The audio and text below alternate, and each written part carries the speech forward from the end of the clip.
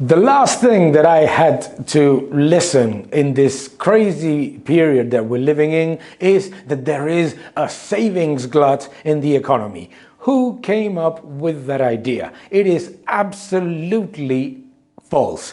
Let's start with the overall debt. Global debt is, according to the IIF, higher than 325% of GDP. This includes a very elevated level of public debt, but also a very elevated level of corporate and household debt.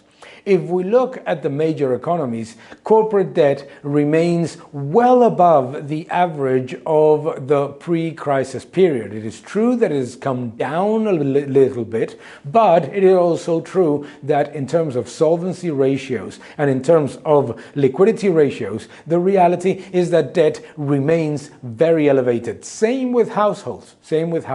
Oh, but what I hear is that Germany has plenty of fiscal space.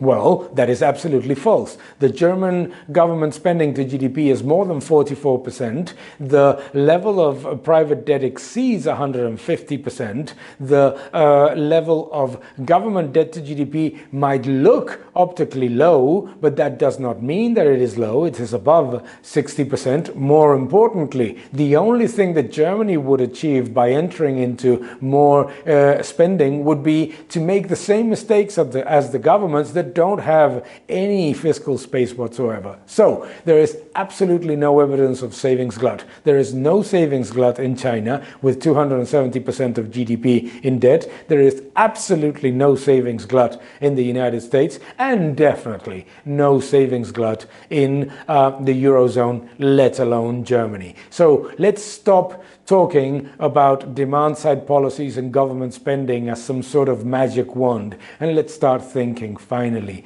about supply-side measures, please. What we need is a little bit of breath in the economy.